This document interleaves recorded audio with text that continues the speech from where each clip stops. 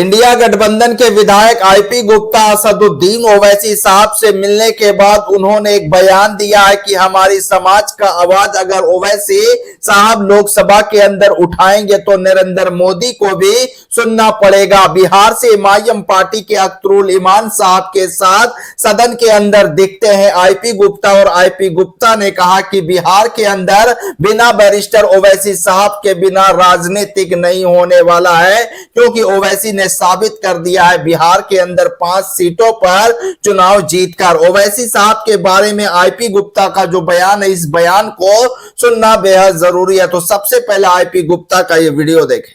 ओवैसी साहब, एक खास मकसद से मैं आपसे मिलने आया हूं। मैं जानता हूं जब आप बोलते हैं तो दुनिया सुनती है, बिल्कुल। जब आप बोलते हैं तो पूरा सदन सुनता है।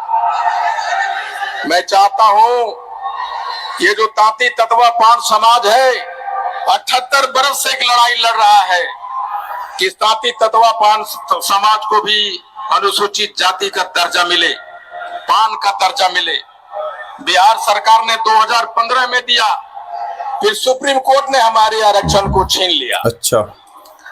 और ये भाजपा की सरकार अगर वो डिलीशन कर देती बिहार सरकार के मांग पे तो आप सुप्रीम कोर्ट में हम जीतकर हम भी अनुसूचित जाति में गिने जाते। अच्छा जी। आज मैं सदन पहुंचा हूं, बिहार का सदन तो एकमात्र कारण है कि मेरे तांती ततवा समाज को अनुसूचित जाति का दर्जा मिले, पान समाज का दर्जा मिले।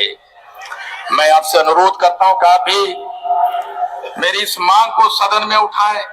जब इस मांग को आप सदन में उठाएंगे तो मुझे मालूम है कि भारत के जो सदर है नरेंद्र मोदी जी जरूर सुनेंगे।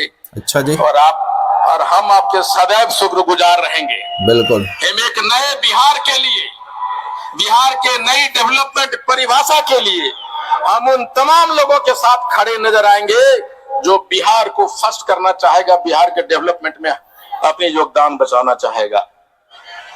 मैं एक नए बिहार के निर्माण के लिए भी यहाँ आया हूं कि जब ओवैसी साहब चुनाव लड़े तो मुझे किसी को पता नहीं था, किसी को विश्वास नहीं था कि एक भी एमएलए इस बार ओवैसी साहब जीतेंगे, क्योंकि 4 भाग गए थे आरजेडी में। विश्वास नहीं था। मैंने देखा था कि महागठबंधन में आने के लिए अख्तरुल इमान साहब ढोल बजा रहे थे, लेकिन आपने साबित किया है और मुझे और एडमिट करने में कोई परेशानी झिझक नहीं है। बिल्कुल। कि मिस्टर बैरिस्टर के बिना बिहार की राजनीति में शायद संभव नहीं है। आपको बुलाना पड़ेगा लोगों को। ऐसे क्या बात है।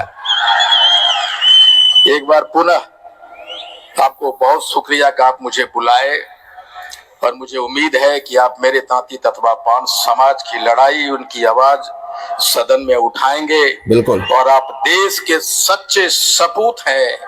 और आज आपकी जो परिभाषा, जो नैरेटिव्स था पूरे देश में सिंदूर ऑपरेशन में आपने बदलने का काम किया है। पूरा देश आपका दीवाना हो गया है। बिल्कुल। और मैं बताऊं, ये देश नैरेटिव पे चल रहा है, ये फॉल्स नैरेटिव पे चल रहा है। नैरेटिव्स 56 इंच का नैरेटिव्स है, राष्ट्रभक्ति का नैरेटिव्स है, छद्म धर्म का नैरेटिव्स है, पता नहीं क्या क्या नैरेटिव्स है, अकेला नैरेटिव्स है। और उस नैरेटिव्स को अगर एक इंसान पूरे शिद्दत से तोड़ रहा है तो उसका नाम मिस्टर बैरिस्टर ओवैसी साहब है। बहुत बहुत धन्यवाद। Thank you very much for calling me here. Thank you very much. कहो हैदराबाद वाले सुनिएगा पूरा बयान। हम भी बिहारी हैं, खालिस बिहारी। कितने लोग बिहार वाले हैं? बिहारी होने पे गर्व होता है ना। हम लोग कहीं चले जाए, बिहार के बिना कुछ नहीं चलता भाई। वाह, बहुत बहुत धन्यवाद। ओवैसी साहब, जब हमारे पास आदिल साहब आए कि एक फैसिलिटेशन प्रोग्राम रखा है एमआईएम ने हैदराबाद में, और ओवैसी साहब चाहते हैं कि आप चलिए, अख्तरुल इमान साहब ने भेजा था उनको मेरे पास। मैंने 1 सेकंड भी नहीं लगाया, मैंने एक्सेप्ट कर लिया कि मुझे जाना है। पता है क्यों? सिर्फ इसलिए कि मैंने हैदराबाद के उस बैरिस्टर को बोलते हुए सुना है, मैंने उनके हर एक इंटरव्यूज को सुना है। बिल्कुल। उस विद्वान इंसान से मिलने चलाया। और जब हिंदू सिंदूर ऑपरेशन हुआ तो आपने, पता नहीं, हमको लगता है कि नेशन फर्स्ट को थ्योरी को सिंदूर ऑपरेशन के समय में जो सबसे ज्यादा परिभाषित किया वो है मिस्टर बैरिस्टर ओवैसी साहब। बिल्कुल।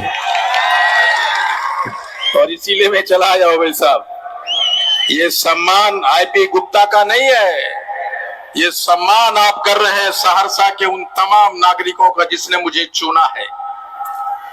ये सम्मान आईपी गुप्ता का नहीं, ये सम्मान है तांती तत्वा पान समाज के 80 लाख उस लोगों को जिन्होंने हाको रथ हम पान आंदोलन को जन्म दिया।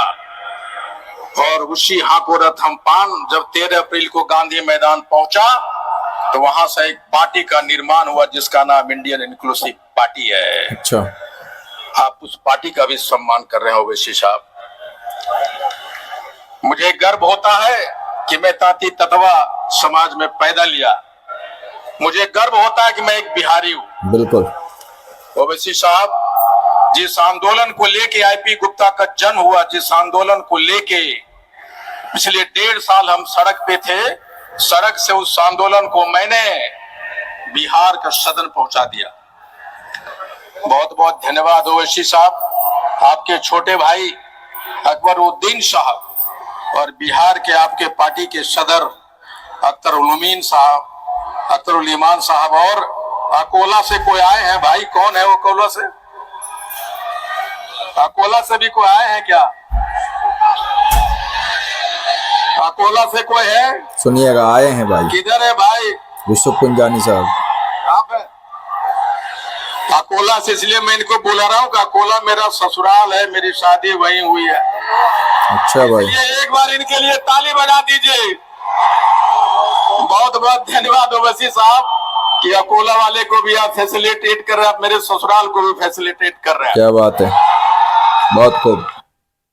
तो दोस्तों, आप लोगों ने आईपी गुप्ता का बयान सुन लिया। बैरिस्टर असदुद्दीन ओवैसी साहब से मिलने के लिए हैदराबाद के दारुस्सलाम जब आए तो ओवैसी साहब के सामने, अकबरुद्दीन ओवैसी साहब के सामने, एमआईएम पार्टी के बिहार सदर अख्तर उल ईमान साहब के सामने और चारों विधायक के सामने और कई महाराष्ट्र से जो कारपोरेटर आए थे और हैदराबाद के सभी विधायकों के सामने आईपी गुप्ता ने कहा कि ओवैसी के बिना बिहार के अंदर सियासत नहीं हो सकते।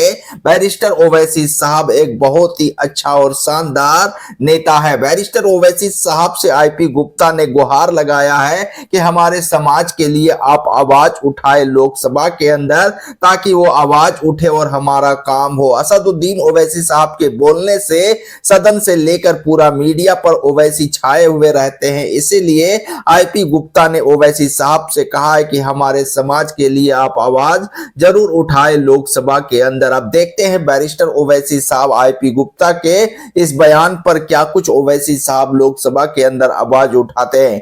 दोस्तों, इस वीडियो को ज्यादा से ज्यादा लोगों तक शेयर कर दीजिए। फिर मिलते हैं एक नई खबर के साथ, नए अपडेट के साथ।